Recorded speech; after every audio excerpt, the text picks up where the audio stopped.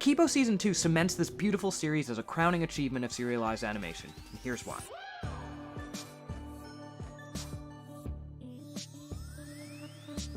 Keepo, Wolf, Benson, Dave, and Mondu. It's great to see you again. So much was jam-packed into this season that it is truly staggering. It may be an animated TV golden age, but this season of Keepo makes a compelling case that all the gold belongs to Scarlemagne. Intricately plotted, relentlessly creative, and at its center, a mega mute-sized heart. This season was full of ideas that are inherently pretty crazy on paper, but as Keepo herself says, they had a crazy idea and they figured out how to make it work! Keepo said that about her parent creators, but she should also say that about her creators, who have outdone themselves with Season 2, building on what came before with a story that's, fittingly enough, all about the value people impose onto what came before. In the second season, Keepo learns more about her past, but not just for purposes of her own self-discovery. She needs to, in order to be best equipped to stop Scarlemagne before he becomes ruler of Aurum. The Golden City of Dreams, he's using a mind-controlled army of her people to build into reality. Scarlemagne looks to human history as a problematic model of oppression he seeks to overpower, while Keepo spends the season looking to uncover and unpack her own history so that she can stay internally centered. Keepo's looking for a psychological foundation for her to properly control her new purple jaguar power with. Something tangible about her upbringing that she can latch onto in order to remember who she is at her core. A core that's on the outside. An anchor. Love that wordplay. And just as Keepo the character solidifies her identity, so does the show itself. The back half of Season 1 is when the show started shifting more from semi-light and relatively episodic mute of the week stories, and really started diving deep into the characters, both what scares them and what drives them. And in Season 2, they just hit the ground running from the start, thereby making this musical action drama comedy fantasy really feel like it knows the exact kind of crazy show that it wants to be. They're focusing intently on the serialized character story this time, while retaining the delightful absurdity of its revolving door of memorable mute characters met along the world-building journey. For example, you get to meet that trio of cheese-loving Golden Girls-inspired goats, who are a delight in their own self-contained right, but they also tie perfectly into the overarching plot of Keepo honing her purple jaguar powers. A win-win, you're spoiling me silly here. This whole season's a lot like that delicious cheese Keepo prepares for those Sevra sister goats. You're presented with a sequence you're just enjoying watching play out, that then proceeds to pay off and reveal a deeper purpose to you, showing how it ties into the larger story. You're presented with the evil Scarlemagne's antagonistic antics, which in the first season seemed rather disconnected from Keepo herself, but the connection between the two of them becomes closer than you might have thought possible here. The two child experiments abruptly separated from the same father and forced to adapt. I was a child on my own, thrown into a world 1,000,000,000 times larger than anything I'd ever known. Do you have any idea what that's like? Actually, yes. I know how scary it must have been alone. They set up how Mulholland can be an ally for Keepo and friends going forward, and then bring it back right under your nose in a way you didn't see coming. They have Keepo sing this great 80s karaoke song with Wolf, and oh, I just knew they'd bring that back later for maximum emotional impact, and yeah, we'll get to that. All this stuff, they're putting these ingredients in, if you will, these herbs in, and then, when you're not expecting it, they bring them back out. And when you play the setup just right, the payoff can be twice as good. In for 4, out for 8. Season 2 just has that advantage, being able to take some of the best characters from Season 1, like the Timbercats or especially Jamak, and sprinkle them in to get you feeling extra excited for an early episode, in addition to all the new elements they're adding on top of them. You got Mulholland being reintroduced in the same episode as Fungus being introduced? 2 superpowered shapeshifters for the price of 1? Spoiling us silly! We also just get the added bonus of hanging out more with the main cast of characters we already know and love. They already feel so well-defined and iconic, which is how you earn moments like this where we're laughing not just because of a one-liner joke being told, but because they're playing into how we love the characters so much. Oh, I can just imagine little Wolf over here all like, these aren't toys, they're survival tools. I've never said that, but that is true. But that's not to say that the characters stay static. You really get a sense of the immense growth they've gone through together in such a condensed period of time. They haven't even given us a chance. You just started giving mutes a chance like a day ago. Try 3.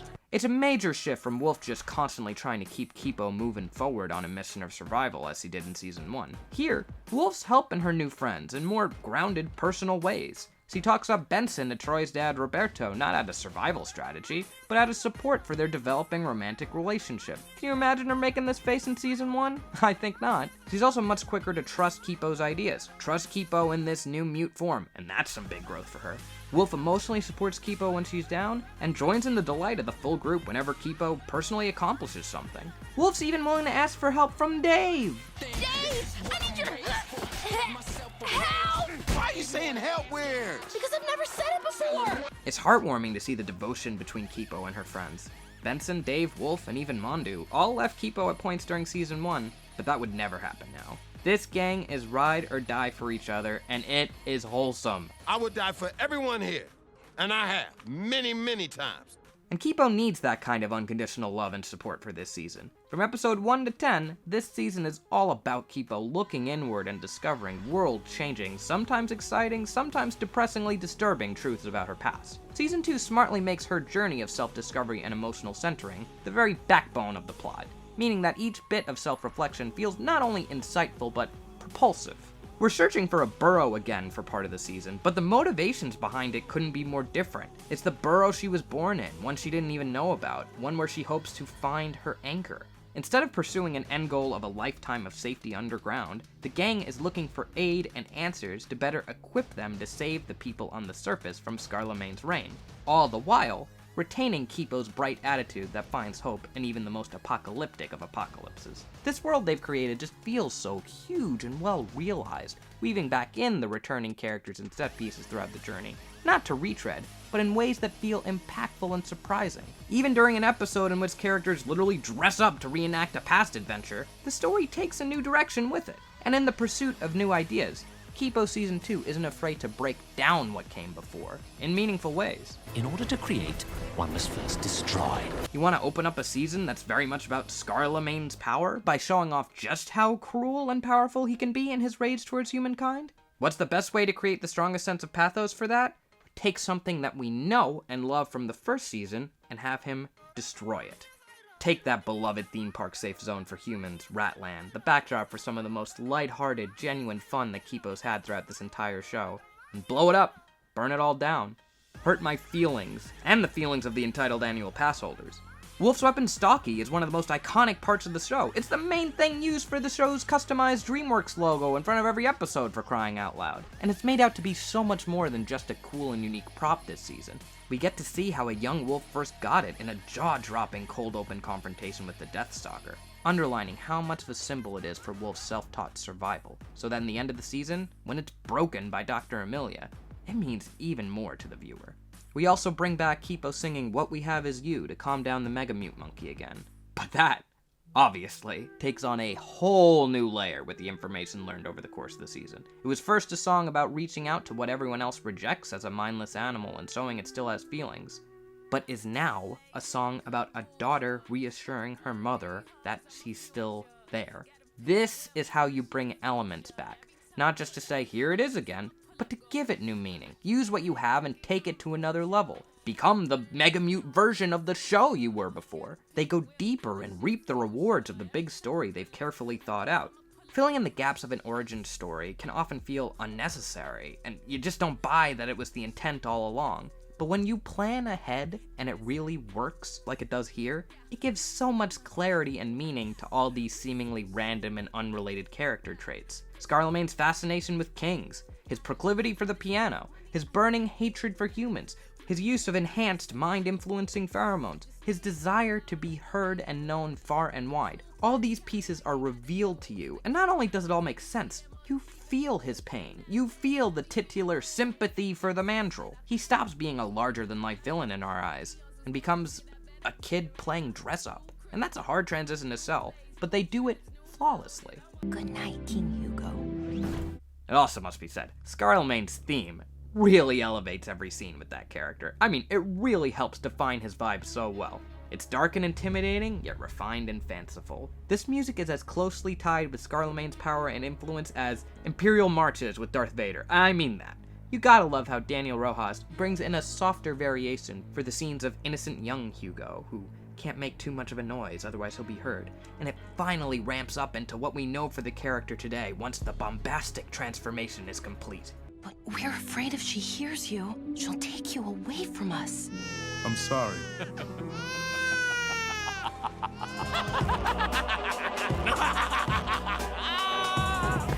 Just as it did in Season 1, in general, all of the music elevates the action and emotion of each moment, making wildly idiosyncratic sequences take on a confidently stylistic flair that pulls you into the world all the more. But for as huge and crazy as this future world is, the real villain here is a simple human who sees all the mutated animals that make up the world as a dangerous mistake that needs to be quite literally silenced. Yes, Dr. Amelia, threaded through this season first as an implied masked hero, an experienced adult seeking to stop Scarlemagne. But nah, fam, Amelia's the true root of all the conflict in this show. She's who Kipo's parents were in a hurry to get away from back at Burrow 1. She tortured Hugo with unending experiments. She exploited and controlled Kipo's mom's mega-mute monkey form, and sees the reason Scarlemagne transformed alone amidst the chaos. She also plays the long con with manipulation of our hero here, in a pretty disturbing way, telling Keepo she's the only one who could stop the mega-mute monkey, knowing full well that the monkey is her mom's song! That is straight up evil! Don't let us down. Come to think of it, since Amelia was in control of the Mega Monkey for the past 13 years, all of Kipo's life, she also must be the one who unleashed the Mega Monkey on Kipo's old burrow at the start of Season 1, setting the whole show into motion, basically. I wonder why she did that. Maybe to capture Leo? I think we could find out. One thing's for sure, though. Given what we now know about this monkey, this line from Season 1 sure takes on a lot more meaning. I know who sent you. This isn't you. They've set Amelia up for the prime antagonist role in Season 3, rallying an army based on exploiting the other humans' worst impulses of trying to fix and control what's different, turning them into mute-hating weirdos just like her. Well, Keepo and her mute and human friends make a pledge at the end of the season that's the exact inverse, to stop her by working together. Is she the ultimate big bad of this show? Well, it's hard to know for sure given how cemented Scarlemagne once seemed in that role, and really the biggest antagonistic force in the show is that of prejudice, whether it be from a human towards mutes or a mute towards humans. You can't even get a good brunch without encountering some of that prejudice. But yeah, if Dr. Amelia's the pick, she's a good pick. She loves science, but in a horrific, dehumanizing way. You can't get more anti-Keepo and her family than that. Think like a scientist and stop getting so attached. She's an antagonist who seeks to conquer the surface world from below. She is The twisted soul that lives beneath the surface. And to think, these are all secrets that the sheltered Keepo didn't even know about. Heck, she didn't even know the deeper purpose behind her own sheltering.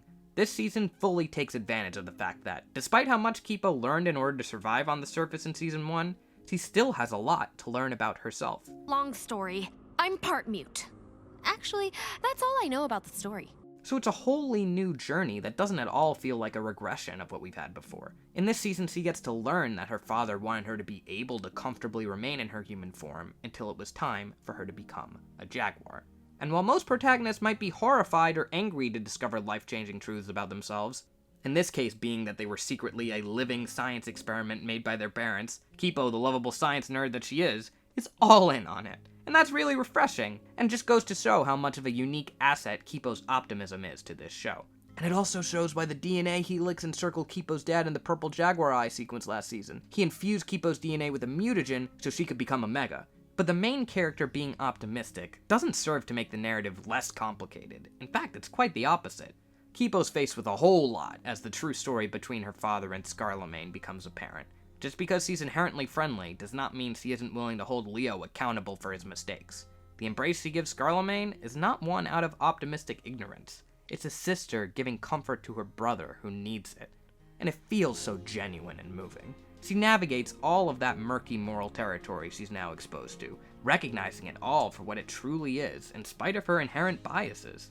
She apologizes to Hugo for what she took from him, simply by having been born, and taking precedent over him in Leo's eyes. She tries all she can to bring out the best impulses of those around her, not in a manipulative way, but genuinely. Were you only pretending to care? What? No! I only for real care.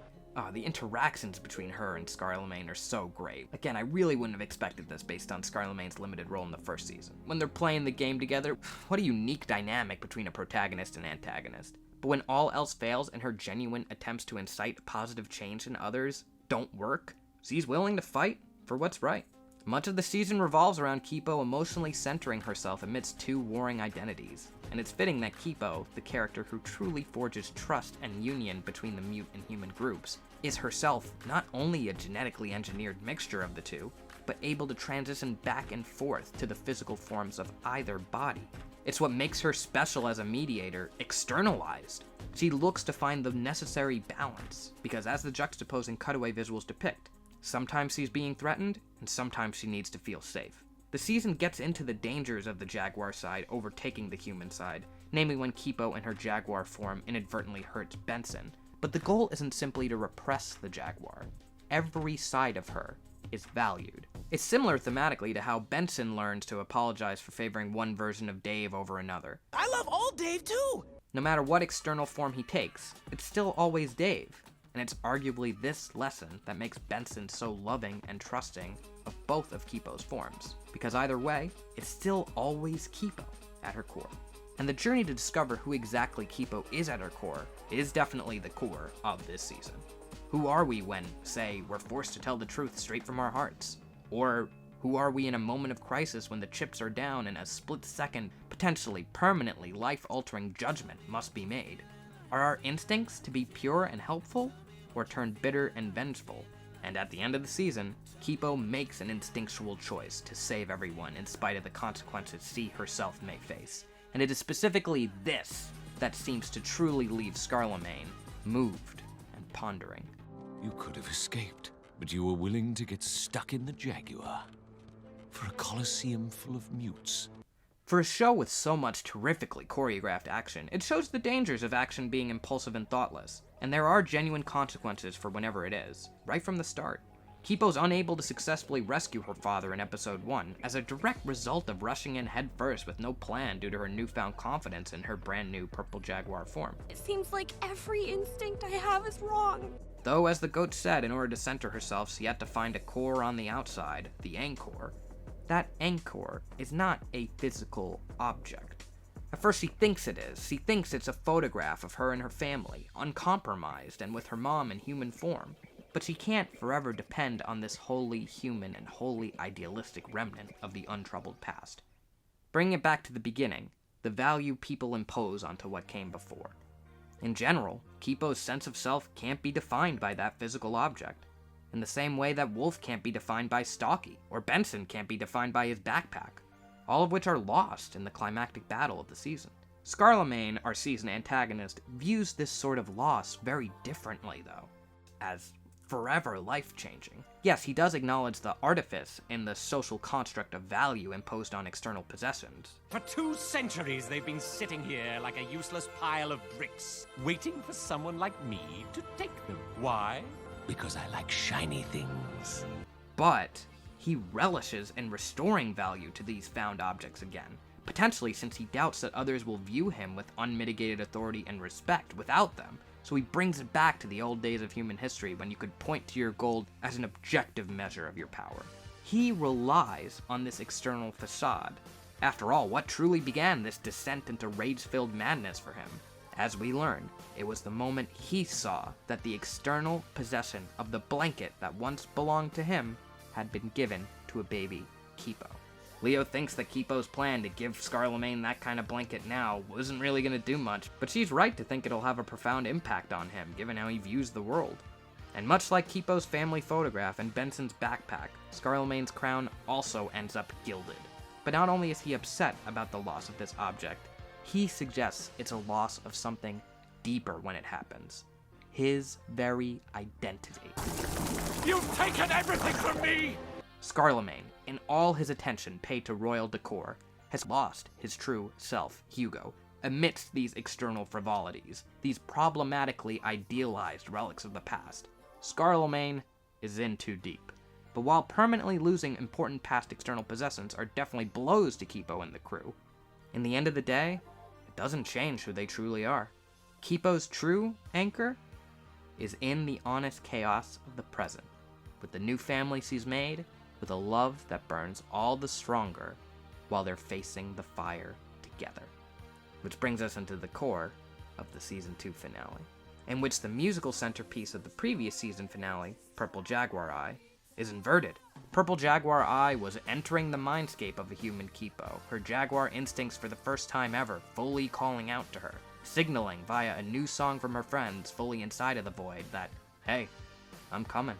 But this time, inversely, we enter the mindscape of the fully mega mute jaguar Keepo, and the song comes from her friends outside the void, breaking through the barrier. And this song isn't new, it's a familiar one, a comfort that we established earlier in the season, one that brings back the familiar human side. Both of these season-ending songs are meant to usher in the fading out of one world and the arrival of another, for the Burrow Girl who could enter both.